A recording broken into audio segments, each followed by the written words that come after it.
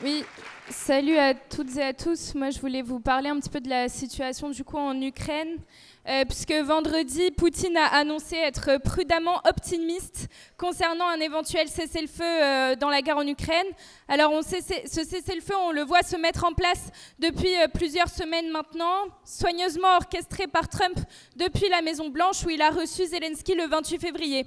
Les images, elles avaient fait le tour du monde. Il y avait Trump qui remettait bien à sa place Zelensky en annonçant la fin de l'aide américaine à l'Ukraine et en exigeant même un remboursement. Oui, parce que l'aide, visiblement, ça se monnaie dans le monde capitaliste. Il s'agirait plutôt d'une dette, d'un prêt, enfin bref, quelque chose qu'il va falloir rembourser maintenant. Merveilleuse invention, les marchands d'armes, ils ont fait des profits faramineux depuis 2022 en vendant à tour de bras des armes qui ont ensuite été envoyées en Ukraine. Et maintenant, c'est la population ukrainienne elle-même qui va devoir rembourser au gouvernement américain ces ventes d'armes. Doublement profitable. Trump, il exigeait alors 350 milliards de dollars de remboursement. Alors, c'est évidemment bien plus que ce que les États-Unis ont réellement donné à l'Ukraine, mais c'est surtout une somme qui est complètement impossible à rassembler pour l'Ukraine, qui propose donc aux États-Unis d'exploiter ses ressources en minerais, comme l'uranium par exemple, et que ce soit des entreprises américaines qui obtiennent les contrats de reconstruction du pays, de tout ce qui a été détruit par les armes russes et américaines donc. D'ailleurs, ces entreprises, elles avaient bien vu venir, puisque en janvier 2023 déjà, le directeur général de BlackRock, alors BlackRock c'est une énorme société de gestion d'actifs américaine, donc ce directeur, Larry Fink, il avait glissé que le redressement de l'Ukraine après la guerre, ça pourrait envoyer un message au reste du monde sur la force du capitalisme. Alors, pour Larry Fink, la reconstruction de l'Ukraine, c'est un marché juteux dans lequel il investit déjà depuis plusieurs années. Et cette force du capitalisme dont il parle, c'est sa capacité cynique à faire du profit avant la guerre, pendant la guerre et après la guerre. Qu'importe le vainqueur, qu'importe les morts, qu'importe les destructions dans le pays. Pour citer le sénateur républicain Lindsey Graham en 2023, voilà ce que nous avons eu en retour de notre investissement. Nous n'avons pas perdu un seul soldat. Nous avons réduit la capacité guerrière de la Russie et son armée de 50%, et pas un seul d'entre nous n'est mort pendant cette action. C'est un deal magnifique pour les États-Unis. Ce deal, ils ont tiré ce qu'ils pouvaient en tirer, et aujourd'hui, Trump il peut récolter ce que Biden a semé. Les fruits sont mûrs. L'Europe et l'Allemagne ont coupé le gaz russe pour se tourner vers le gaz américain. Tous les États européens se sont tournés vers les États-Unis pour s'armer. La Russie est largement affaiblie, économiquement et militairement, tout en ayant conservé au pouvoir Poutine, un autocrate quand même bien pratique pour mater les révoltes populaires, comme c'était le cas en Géorgie ou au Kazakhstan. Maintenir la guerre, alors qu'il est de plus en plus contesté dans son propre pays, ça reste risqué. Pour Poutine, bien sûr, mais aussi pour l'Europe, pour les États-Unis, qui n'hésitent pas parfois à lui laisser le sale boulot de la répression. Alors pourquoi continuer cette guerre dont tous les fruits sont déjà récoltés et dont la fin peut être la source de nouveaux profits? Les États-Unis, ils semblent maintenant se tourner vers la Chine, envers laquelle ils viennent d'augmenter les taxes douanières de près de 20%. Pour affaiblir ses potentiels concurrents, les États-Unis ils jouent des coudes, un coup face aux grandes puissances européennes, un coup face à la Russie, un coup face à la Chine. Et de plus, négocier maintenant avec Poutine, c'est aussi éviter qu'il se tourne un peu trop du côté de Beijing et que l'alliance sino-russe, renforcée depuis 2022, et les sanctions sur la Russie s'entérinent. Enfin bref, Trump il peut se présenter pour pas cher comme faiseur de paix, mais quelle paix? Une paix des cimetières après une guerre de tranchées meurtrière de plus de 3 ans, puisque le Wall Street Journal évaluait à 1 million de morts et de blessés les Russes et les Ukrainiens, et ça c'était en septembre 2024. Quelle paix? Une paix de dépeçage en règle de toutes les richesses d'un pays, le tout sans la moindre considération pour les peuples. Il peut aussi renforcer son image d'homme fort, simplement en montrant l'impérialisme sans son phare habituel. Pour finir, il se marque en opposition avec Biden, alors même qu'il ne fait que récolter les fruits de ce que ce dernier avait semé. En gros, il touche les dividendes de l'investissement Biden. Mais si les négociations se renforcent, si Poutine et Zelensky et Trump ils semblent maintenant entrer dans la même danse des accords de paix, alors pourquoi est-ce que les attaques elles se renforcent en ce moment? Pourquoi est-ce que les armes mobilisées aujourd'hui, c'est les plus offensives jamais utilisées dans le conflit? C'est parce qu'il faut négocier en position de force. Donc il faut être celui qui met le plus la pression. En témoignent les dernières grandes batailles de la Première Guerre mondiale. Même quand on croit mourir pour la patrie, on ne meurt que pour de riches industriels qui vont se répartir le gâteau sur notre dos et qui ne seront certainement pas dans les tranchées avec nous. Mais rassurez-vous, puisque face à l'atroce Trump qui se fiche du sort des Ukrainiens, nous on a Macron. Macron, il a promis de montrer les muscles pour continuer à les aider, alors sans arrière-pensée bien sûr. Je lui dirais, moi, à Trump, tu ne peux pas être faible face à Poutine si tu veux être fort face à la Chine. Ça, c'est ce qu'il avait dit. Et puis, quand il était en face, là, c'était poignée de main virile, des tapes sur les cuisses, quelques petits rires complices.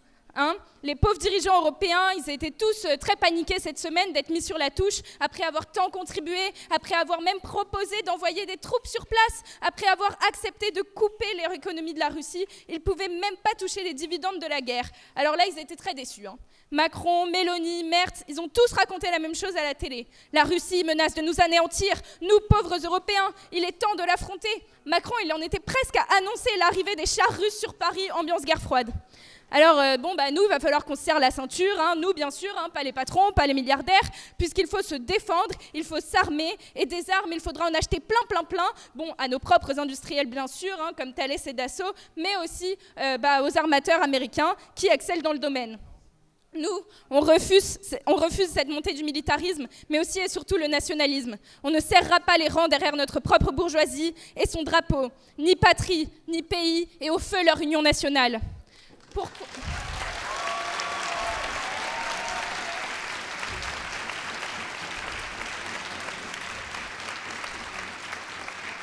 Alors pourquoi est-ce que l'Europe, elle veut continuer à envoyer des armes à Zelensky alors que Trump a sifflé la fin de la partie ? Encore une fois, il ne faut pas se laisser distancer. Si on veut avoir un bout des minerais, un bout de l'uranium, comme Sébastien Lecornu, ministre des Armées, l'a si gentiment demandé, il va falloir montrer un peu plus les gros bras face à Trump et Poutine. L'Ukraine, c'est l'exemple parfait que rien n'est jamais désintéressé venant des pays impérialistes. Un exemple du cynisme, c'est l'accueil des réfugiés ukrainiens depuis 2022. Alors en février 2022, il y a 6 millions d'Ukrainiens qui ont quitté le pays. C'est l'exode le plus massif en Europe depuis la fin de la Seconde Guerre mondiale. En mars 2022, il y avait une immense vague de solidarité de la part des populations et des dirigeants d'Europe. Des pays qui sont pourtant réticents à accueillir des réfugiés du Moyen-Orient, là, ils ont ouvert leurs portes aux Ukrainiens et aux Ukrainiennes, à commencer par la Pologne et la Hongrie. Cette même Pologne qui a pourtant construit un mur d'acier de 186 km à sa frontière avec la Biélorussie pour empêcher les migrants du Moyen-Orient d'entrer sur son territoire. Cette même Hongrie qui a rendu toute obtention d'une protection internationale quasi impossible pour les réfugiés de Syrie ou d'Afghanistan. Il y a même une directive européenne sur la protection temporaire des réfugiés, jamais appliquée jusque-là, qui a été ressortie du chapeau. Elle a permis de contourner les procédures habituelles avec un accès au travail, des solutions d'hébergement, la scolarisation des enfants, des cours de langue, une protection sociale, comme quoi accueillir dignement, on peut. Et en France, le ministère de l'Intérieur a débloqué 100 000 places d'hébergement pour les réfugiés ukrainiens. Alors, les mairies et les associations ont été mobilisées pour trouver des hébergements. On est bien loin de la situation de la gaieté lyrique à l'heure actuelle. Mesquinerie française oblige, les Ukrainiens sans papier qui étaient arrivés en France avant le déclenchement de la guerre et pour le travail, eux, ils sont restés dans une impasse à aller demander à la préfecture de police une autorisation de rester sur le territoire qui se soldait souvent par un OQTF. Mais dès juin 2022, la grande et soudaine solidarité des gouvernements, elle a flanché. La Bulgarie, elle expulse des milliers de réfugiés logés dans des hôtels de la mer Noire pour faire place aux touristes avant l'été. La Norvège, elle décide de filtrer au cas par cas les demandes d'asile, notamment celles des hommes en âge de combattre. En somme, tu rentres chez toi, te faire trouer la peau. Ici, on n'accueille pas les lâches. D'ailleurs, la loi martiale en Ukraine, elle interdit aux hommes entre 18 et 60 ans de quitter le territoire. En Allemagne, les médias et les politiciens de droite et d'extrême droite, ils répandent peu à peu l'idée que les Ukrainiens, ils reçoivent plus d'aide que les Allemands pauvres. En France, dans la région du Grand Est, des dizaines de réfugiés ont reçu un courrier leur annonçant qu'ils devaient quitter le logement sous prétexte de n'avoir pas fait assez d'efforts d'intégration. Et avec bientôt la fin de la guerre, ces mesures, elles vont avoir de cesse de s'amplifier. Oui, nous, on soutient le peuple ukrainien. On soutient ceux qui ont voulu se battre contre l'avancée des troupes russes, mais on soutient aussi ceux qui ne veulent pas partir au front sous les ordres des généraux de Zelensky. On soutient ceux qui se sont opposés aux lois martiales de ce dernier, qui a interdit les organisations ouvrières, dépecé le code du travail, interdit le droit de grève, détruit toutes les maigres aides sociales au nom de l'effort de guerre. Oui, on dit troupes russes hors d'Ukraine, mais on dit aussi que le salut ne viendra d'aucun des faiseurs de guerre, ni européens, ni américains. Oui, soutien au peuple ukrainien contre l'impérialisme russe, mais on continue à dénoncer les intérêts capitalistes et cyniques qui se cachent derrière leur prétendue aide américaine et européenne. Alors en France et aux États-Unis, il y a tout le monde qui parle de paix en ce moment, mais la paix, bah oui, la paix c'est bien parce que la guerre c'est triste, non? Mais de quelle paix on parle? C'est quoi cette paix juste et durable que certains vont quémander pour l'Ukraine ou pour la Palestine? C'est une paix d'annexion? C'est une paix avec des troupes de l'ONU qui garantissent que personne ne pourra contester le partage des terres et des richesses? C'est une paix dans un pays où les infrastructures médicales elles sont détruites, où les enfants sont déscolarisés depuis plusieurs années. De quelle paix on parle quand un peuple connaît la guerre depuis des années et dont toute une partie des hommes a été envoyée au front, reviennent traumatisés et vont ramener cette violence dans leur foyer? Revendiquer un pacifisme sans lutte des classes, sans guerre à la guerre, sans guerre contre ceux qui nous font faire la guerre, c'est accepter de remettre encore une fois notre sort dans les mains de ceux qui nous remettront au front dans quelques années ou qui, dès maintenant, continuent de nous faire mourir à petit feu par l'exploitation. Aucun peuple ne peut faire confiance à aucun sauveur, d'un côté comme de l'autre, qui finissent tous par nous trahir. On ne peut se permettre d'être les supporters d'un camp impérialiste contre un autre, d'un bourgeois moins dégueulasse face à un bourgeois moins pire. Parce que les vraies guerres et leurs fausses paix, il y en aura des centaines, encore et encore. Des cessez-le-feu entre des périodes de destruction, comme c'est le cas en Palestine actuellement. Leur système capitaliste et impérialiste, il porte en lui la guerre, comme la nuée porte l'orage. On refuse d'être leurs supporters, mais on n'est pas condamnés à être leurs spectateurs impuissants non plus. Nous sommes bien plus nombreux qu'eux, bien plus nombreux et on fait déjà tout tourner. Donc on a la force de tout arrêter.